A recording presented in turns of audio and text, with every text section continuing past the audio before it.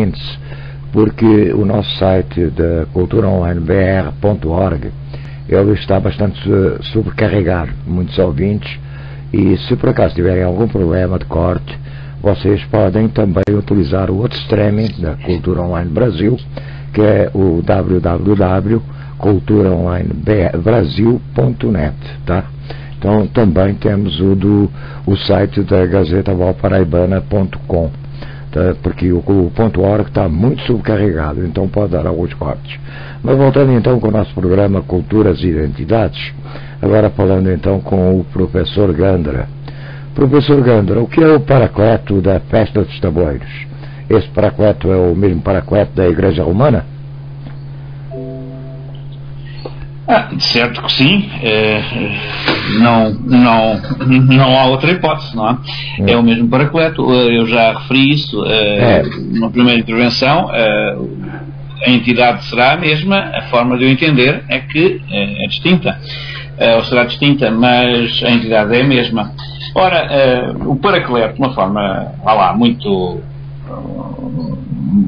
muito clara e direta, o que é o paracleto? O paracleto, nós conhecemos-lo com o nome de Espírito Santo. Ele é uma das três pessoas da Trindade chamada cristã. Acontece que a Trindade cristã não existe uma Trindade cristã. Existem várias Trindades cristãs. Porque, por exemplo, se formos falar com gregos, ou pelo menos com quem fala grego, a Trindade corresponde à Trindade vulgar de outras religiões, que é constituída por um pai, uma mãe e um filho. Mas se formos falar com um católico que não fala grego, a Trindade é constituída por aparentemente três figuras masculinas: o Pai, o Filho e o Espírito Santo. Portanto, é por esse mesmo motivo que a Igreja se sentiu na necessidade de ir buscar a figura de Maria para exatamente conciliar ou poder equilibrar este desequilíbrio natural que foi gerado pela tradução, vamos chamar assim, pela tradução, também em termos de género, do paracleto, de uma entidade que era originalmente em grego e continua a ser, para aqueles que falam grego e para a Igreja grega, feminina, e masculina, se tornou masculina para aqueles que falam ou que falavam latim e que, portanto, perderam o sentido original do género, da natureza do Espírito Santo. Esta questão é uma questão muito importante porque, embora pareça uma questão, lá está, temos aquela self-expressão, não é? Então, discutir o sexo dos anjos, aqui não seria o sexo dos anjos, é o sexo da pombinha, não é o sexo da ave, mas neste caso é importante referirmos sobre isto também. Porquê? Porque isto tudo tem uma série de consequências teológicas, para já não falar de outras. Mas na teologia, por exemplo, a consequência principal é de que, por exemplo, aquele célebre dogma de que Maria concebeu do Espírito Santo torna-se uma impossibilidade, a não ser que por milagre, porque sendo o Espírito Santo feminino, evidentemente que dificilmente Maria poderia conceber dele.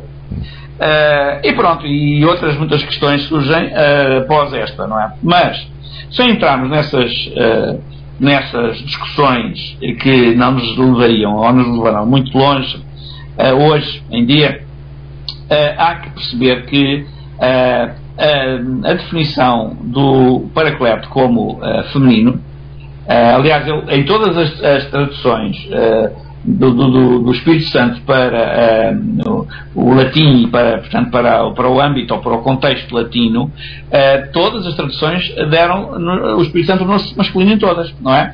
O paracleto, é o consolador, é o Espírito Santo. São três designações que em grego eram femininas, que passam a masculinas em latim. Bem, e portanto, como a nossa, estou a falar da portuguesa, como a nossa tradição portuguesa é originária e tributária da tradição grega, porque o cristianismo original que surgiu aqui na Península Ibérica, em primeiro lugar, no território que hoje é Portugal, foi o grego, não foi o romano. O romano só chega com os conquistadores, com a reconquista, que vem do norte. Com o cristianismo já germanizado, aquele que falava o L'Oriel, mas o nosso cristianismo original é grego, fala grego. E tem uma origem assíria, tem origem no Egito, e chega à Península Ibérica por via de Cartago. Portanto, trazendo todas essas influências médio-orientais que faziam desse cristianismo uma forma muito mais próxima do cristianismo original do que o cristianismo romano já era. Bem, e portanto, esse entendimento da Trindade vai, de certo, criar no território que hoje é Portugal vai enraizar-se e vai criar digamos, um modelo que vai ganhar expressão em diferentes movimentos, alguns deles considerados heréticos pela Igreja, entre os quais, por exemplo, o movimento priscilinista, do qual praticamente não se fala, e vai ganhar uma expressão tal que, evidentemente, no século XIII permite a recepção, a aceitação e a promoção do culto do Império do Divino. Ora, esse culto desta terceira pessoa da Trindade é, na perspectiva portuguesa, um culto muito mais feminino do que masculino. Aliás, uma famosa poetisa portuguesa, não sei se ela é conhecida no Brasil, se não, mas uma mulher de armas chamada Natália Correia, dizia, ela era açoriana e portanto era uma devota do divino também, como todos os açorianos são, e dizia ela que mais de pátria em Portugal se deveria falar de mátria, porque Portugal é uma nação sob a influência e sob a luz do Espírito Santo, e portanto nós somos uma nação feminina e não masculina, o que por acaso contrasta com outra situação muito curiosa, é que o nome Portugal é o único nome de um Estado soberano na Europa que é masculino, todos os outros são femininos, exatamente o oposto. A alma de Portugal, e era aquilo que a Natália Correia queria dizer, a alma de Portugal é feminina, mas o corpo é masculino. E Portugal, reparem, diz Portugal sempre no masculino, mas fala-se da Espanha, da França, da Itália, da Grécia, da Islândia, da Dinamarca, da Suécia, da Noruega, da Alemanha, da Bélgica, da Polónia, da Rússia, etc, etc, etc. Bem, portanto, dá para perceber que realmente há aqui um mistério interessante que merece a pena ser também ele referido e refletido. Bem, mas voltando ao Espírito Santo. O Espírito Santo, na festa de Tomar, é, neste momento, quer dizer, é qualquer coisa que já está fora do seu universo, do seu contexto, porque, repare, até a festa chamar-se dos tabuleiros, já retirou qualquer relação com o Espírito Santo, não é? Normalmente as festas designam-se do Divino Espírito Santo, em Tomar simplesmente dos tabuleiros. Portanto, o tabuleiro tornou-se, digamos que isto, sobretudo a partir de 1950, claro, é possível determinar com rigor, foi nessa data que isso aconteceu, pela mão de um homem chamado João Santos Simões, que é conhecido no Brasil, talvez o mais importante estudioso da azulejaria, tanto em Portugal quanto no Brasil. Tem livros publicados, muitos livros publicados, era um homem muito inteligente, era um homem muito dado às questões da cultura e do simbolismo, e este João Santos Simões foi o responsável pela transformação da festa naquilo que ela hoje é. Evidentemente que já sofreu, depois disso, outras transformações de menor monta, mas reparem, quando a festa passa a ser ou se transforma de festa do Divino Espírito Santo em festa dos tabuleiros, evidentemente que aí perdeu esse sinal que tinha anteriormente e que e já sabemos porque é que isso aconteceu, não é? Porque a festa se transformou, o objetivo era esse, o propósito era esse, num cartaz turístico de relevo. Aliás, isso aconteceu noutras festas, com outras festas em Portugal. Até na altura foi publicado um desdobrável com as principais chamadas romarias de Portugal, e todas as romarias que surgem nesse desdobrável foram aquelas que foram transformadas em cartazes turísticos e que perderam grande parte da sua natureza religiosa e do seu simbolismo místico, vamos chamar assim, para simplificar. E, portanto, o Espírito Santo em Tomar, hoje em dia, é uma certa, eu não vou dizer que é uma aberração, mas é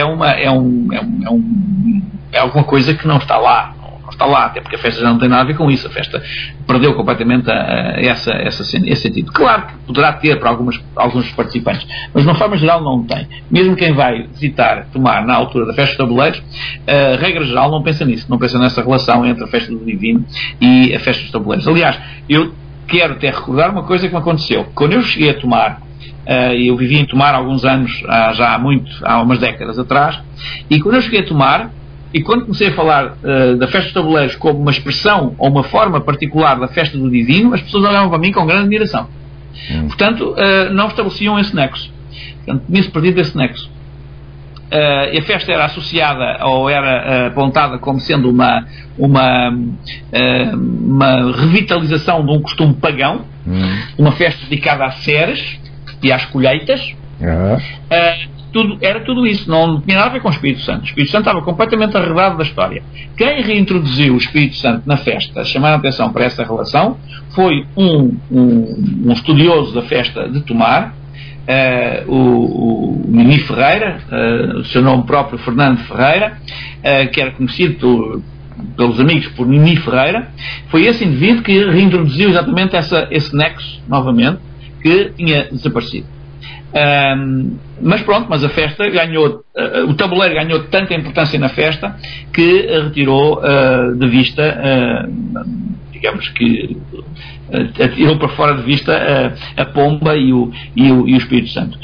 Claro que o tabuleiro, se nós, como já vimos, se nós olharmos para ele com atenção e se tentarmos perceber o que é que o tabuleiro, qual é a função do tabuleiro ali, percebemos que o tabuleiro é aquilo que mantém o nexo com o sentido original da festa, não é? Porque é o tabuleiro que indica a necessidade da ascensão a esse universo paralelo que ainda não está manifestado na Terra, de modo a que, ao aceder a ele, os fiéis possam, de certa maneira, mais intensamente e com maior noção daquilo que ele representa efetivamente,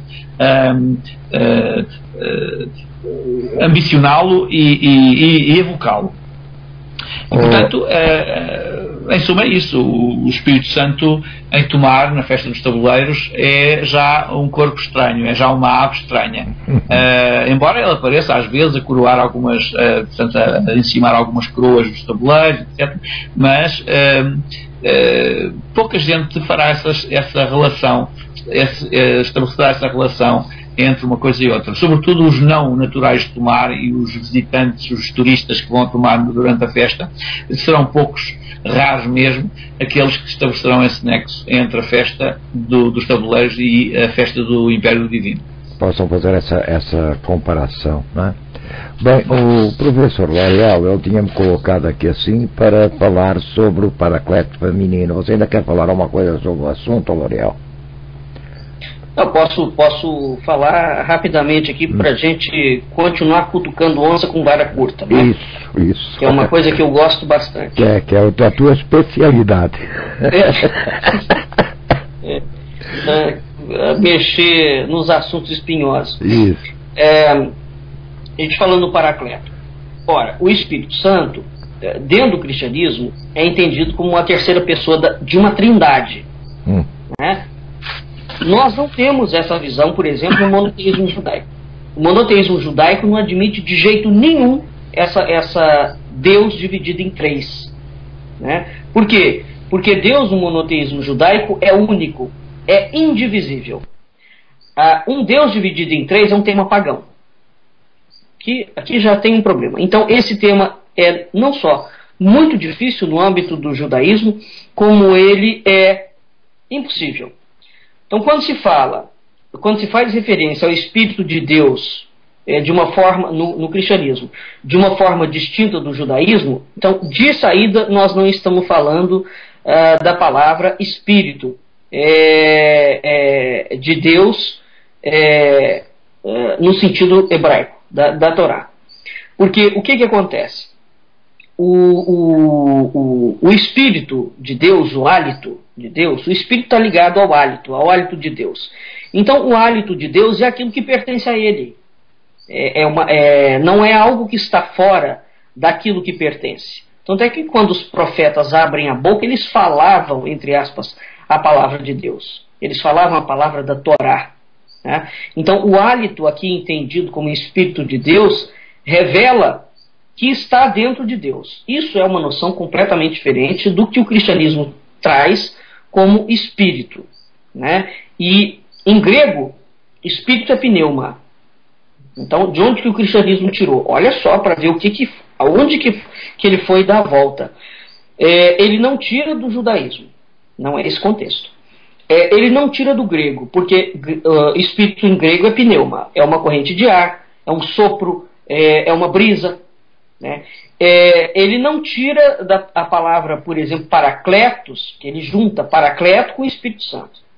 A palavra paracleto, na literatura bíblica, é aplicada exclusivamente dentro do escrito dos escritos joaninos. É um epíteto. É um termo que é aplicado uma vez a Cristo, e esse epíteto, o paracleto, atua como um intercessor junto ao Pai, na corte celestial. Portanto, o paracleto é um título de um intercessor. Muito bem. Quem vai falar de Espírito Santo? Os gnósticos. Aqui, e os gregos, e os gnósticos gregos também. Então, o Espírito Santo aqui é associado com Sofia, né? Com o divino, aí dentro de uma... Então, como o Granda falou, nós temos, em alguns tipos de cristianismo, notadamente no cristianismo primitivo, e em outras religiões que não são primitivas, o Espírito Santo, ou o Paracleto, a terceira pessoa da Trindade. Tanto é que um dos grandes problemas entre o arianismo e o cristianismo é exatamente isso. O arianismo falava que só tinha duas figuras, o Pai e o Filho. O Espírito Santo, ou o Paracleto, não estava ligado a essa Trindade. Havia uma figura feminina, que era uma figura criadora, e que a igreja tenta derrubar e não aceita essa figura feminina durante muito tempo, e depois ela acaba incorporando. Mas há uma discussão muito grande no seio da cristandade, no século IV. O arianismo é considerado depois uma heresia. Por quê? O que está acontecendo na base da doutrina da Trindade? Assim, rapidamente, que o nosso tema já está acabando. Cristo é filho. Né? Na interpretação dos arianos, por exemplo, o termo primogênito defende que o primogênito é uma palavra que se aplica a humanos. Então, quando se fala que Jesus nasceu, aqui Jesus já não é Cristo, mas já misturou uma outra figura. E essa figura não tem nome de Jesus, tem nome de Emanuel. Então, quando Jesus nasceu ou foi criado, ele sob a perspectiva ariana, do cristianismo ariano, ele nasceu, criado como o primeiro ato da criação, da primeira pessoa, que é Deus, né, que é o Pai, aliás, que é o Pai. Então, pelo fato desse primogênito significar o primeiro, significa que ele foi gerado. E ele foi gerado por quê? Pelo Pai. Então, o Pai gera. Ora, aqui nós temos um problema. Deus não pode ser gerado, porque ele é eterno. Ele não pode ser gerado e ele não pode gerar. Então, como é que foi resolvida esta controvérsia entre, por exemplo, a proposta de Alexandre, né, que era o presbítero de Alexandria, que era o presbítero Ário de Alexandria, e a proposta de Ário, do arianismo?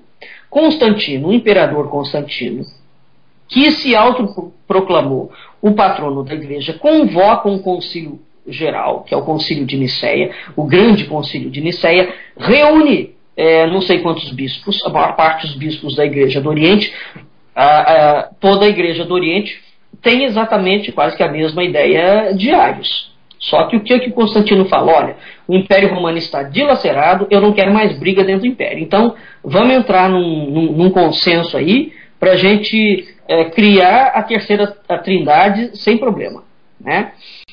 Mas essa é uma guerra teológica extremamente acirrada e é o grande problema ainda hoje da Igreja do Oriente e da Igreja do Ocidente.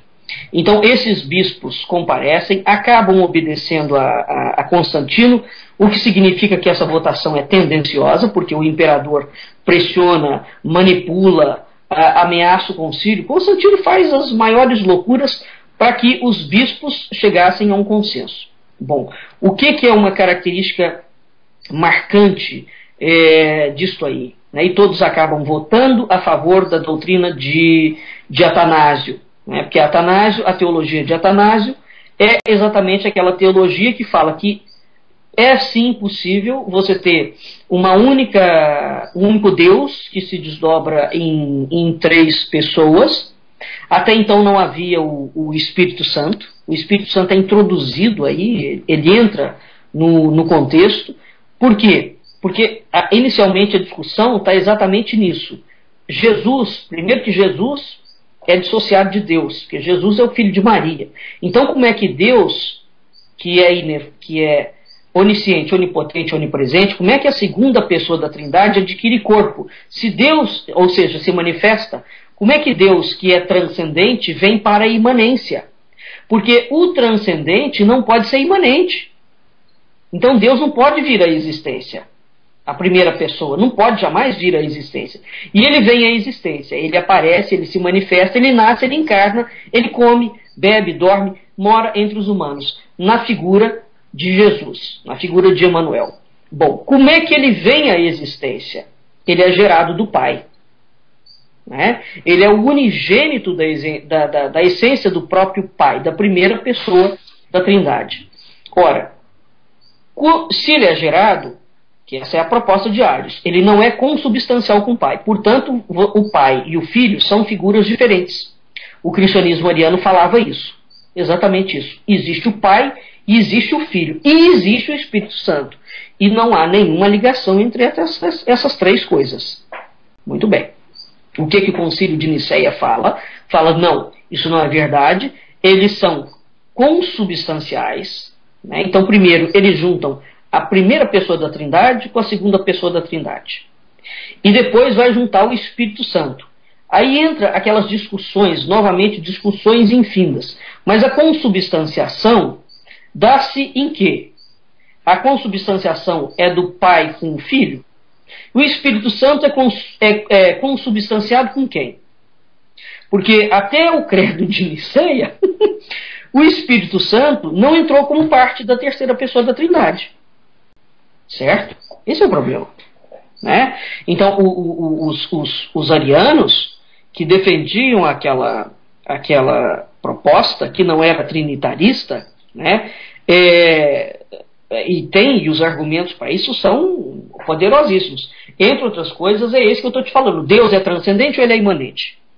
É transcendente. Então, se ele é transcendente, ele não pode aparecer. Ele não pode vir à matéria. Aliás, um dos problemas da criação do mundo é porque o mundo, quando é criado sobre a hipótese da imanência. Ora, se Deus não está na transcendência e é a transcendência, como é que surge a imanência dentro da transcendência? Essa questão até hoje entra como dogma e não se discute isso. Então a Igreja tem soluções muito interessantes para responder essas questões. Mete o dogma em cima e não se discute sobre isso. Mas na Bíblia, no Antigo Testamento, há uma diferenciação entre Yahvé e os Elohim. Portanto, entre Deus, propriamente, e os seus mandatários, vamos chamar assim. Portanto, e os demiurgos, não é? Portanto, essa questão está resolvida. Aliás, como o Espírito Santo também no Antigo Testamento aparece sobre a forma do Espírito Deus que paira sobre as águas. Essa ideia está lá, embora evidentemente seja, porque nós temos que pensar assim. A Bíblia foi construída, sobretudo a Bíblia neotestamentária, foi construída sobre uma tradição muito profunda e muito longínqua, que é do Antigo Testamento. E, portanto, há uma série de transposições que às vezes são forçadas, outras vezes são imediatas e naturais, daquilo que é o Antigo Testamento para o Novo Testamento, como se houvesse uma espécie de simetria entre ambos, que lhe permitisse a reciprocidade e o entendimento respectivo. Mas, portanto, mas há uma série de questões que estão, digamos, se não estão expostas assim, estão pelo menos enunciadas, podendo elas servir, como serviram muitas vezes, para estabelecer a tal simetria. Pois é, isso que o Gandra colocou, por exemplo, isso só é possível no Espírito de Deus, e no início o Espírito de Deus pairava por sobre as águas, mas as águas não haviam sido criadas ainda, e há uma terra. Aliás, a coisa começa antes, e no princípio havia uma terra, e ela era sem forma e vazia, né? Então isso significa que antes de Deus criar já há uma matéria pré-existente. É um fato extremamente problemático. Em resumo, a Igreja Romana, né, ela cria uma trindade própria. E essa trindade é eivada de uma série de questões teologicamente extremamente complexas, né, e a Igreja vai pegando parcelas, tem a parte do demiurgo platônico em relação a isso, tem partes da doutrina da antiga Babilônia, da antiga Mesopotâmia, tem partes claramente egípcias e forma um amálgama, né? Mas o fato é que, em relação ao Espírito Santo de Deus, claramente ele não é grego, no sentido de espírito, da noção de espírito, ele não é hebraico. Então aqui eles criam. E no Concílio de Nicéia, até o Concílio de Nicéia, isso não está resolvido. Então, cria-se depois, claro, a Santíssima Trindade, em que as três pessoas em uma já estão unificadas, mas permanece sempre aquele fantasma do cristianismo mariano. E o que a vertente grega vai falar? Isso que o Gandra colocou: o Espírito Santo é feminino. Então, sob a ótica feminina, por exemplo, essa ideia do Espírito Santo feminino, ele não é inerente ao catolicismo romano. Aí seria aquela vertente grega. Um outro problema em relação a isso é, se Deus cria, né, e é o Espírito Santo que vem sobre Maria, claramente não pode vir um feminino sobre o feminino para criar o masculino. Não pode. Isso não tem. Essa resolução, essa equação não pode. Então tem que ser um espírito masculino vindo sobre uma mulher. E essa mulher não pode ter pecado. Tanto é que uma das características da mãe de Deus é que ela é Theotokos, né? Ela tem que ser sem pecado, porque o pecado passa a existir a partir do momento em que Adão e Eva são expulsos do paraíso. Então, o corpo daquela, aliás, Cristo só pode nascer porque ele nasce de uma virgem cujo corpo não tem pecado. Porque a manifestação de Deus, ou a imanência, ou a aparição de Deus no mundo da imanência, não poderia se passar. Então, mesmo a aparição ou a encarnação de Deus, ou do Filho, da segunda pessoa da Trindade, é uma encarnação extremamente complexa. Isso é um assunto realmente espinhoso, até hoje, dentro do seio da Igreja. Novamente, o fato de Portugal abraçar e falar claramente de um Espírito Santo, dar matizes a esse Espírito Santo, torná-lo ou identificá-lo de alguma forma ou de outra, mesmo que sigilosamente, a doutrina de Joaquim de Fiore, né? Porque mesmo Joaquim de Fiore já é quase que um herege, que a partir do momento que ele separa o Espírito Santo das duas idades anteriores, né, ele está separando a Trindade. Tem alguma coisa aí complexa, né? Isso tudo envolve todas essas discussões, e repito, Portugal ter abraçado isso naquela altura do campeonato, quando esse problema ainda estava sendo, de certa forma, debatido, né? A Trindade é algo que até hoje entra na goela de muito pouca gente, né? Agora, dentro do âmbito da história da Igreja, como é que surge a Trindade? Ela é imposta. Ela é imposta pelos imperadores, para fazer parte integral de um cristianismo moderno, sobre uma perspectiva de uma Europa cristã helenizada, e dentro desse Deus cristão que tinha que lidar com várias raízes pagãs, porque o paganismo sempre admitiu 3 deuses, ou um Deus dividido em 3. Então, uma das críticas que se faz à igreja é que ela pega essa vertente pagã e camufla isso, né? O fato é que a maioria das igrejas cristãs hoje apoia a doutrina da Trindade. Mas a gente já tem, repito, alguns estudos ligados a igrejas neopentecostais do início do século XIX, século XX, que vem questionando esse problema da Trindade. A gente tem outros problemas, por exemplo, tem igrejas evangélicas que não aceitam Maria como Theotokos. Então, como é que você tem, como é que dentro do seio do próprio cristianismo evangélico você aceita a Trindade e você não aceita a encarnação? Porque se Maria não é Theotokos, se ela não é a mãe da segunda pessoa, ela será o quê? Então, como é que fica a encarnação? Sob que perspectiva? Significa o quê? Que a segunda pessoa da Trindade, sob essa perspectiva dessa leitura específica evangélica, a segunda pessoa não veio há 2000 anos atrás? Ele vai vir? Ou aquela vinda foi anulada porque não há a mãe? Entendeu, Felipe? São coisas muito complexas, né? Sem dúvida. Bem, amigos, o nosso tempo esgotou. 22 horas e 9 minutos. Graças a Deus os nossos ouvintes não enjoaram, não ficaram cansados, e nós estamos chegando ao final de mais um programa Culturas e Identidades. E nós fechamos o programa agradecendo mais uma vez aos professores L'Oreal Rocha e Manuel J. Gândara, desejando ao professor L'Oreal Rocha uma ótima viagem a Portugal, já que ele vai lá participar da Festa dos Tabuleiros. E a você, ouvinte, agradecemos pela maravilhosa audiência, todo o coração. Até porque é esse o motivo dos nossos programas. E nós lembramos ao ouvinte o e-mail do programa, culturas e identidades, tudo junto, @gmail.com. E fiquem absolutamente à vontade para colocarem suas dúvidas, críticas e também sugestões. Boa noite, professores. Boa noite, Felipe. Boa noite, ouvintes. Boa noite, Felipe. Boa noite, ouvintes. Boa noite, ouvintes, e um ótimo final de semana para todos nós, com muita paz e, sobretudo, com muito conhecimento. Amanhã nós estaremos por aqui com o nosso programa Noites de Domingo, e o tema a abordar amanhã são os condomínios nossos de todo o dia e a cultura do medo. Porque nós acreditamos que cultura não é entretenimento.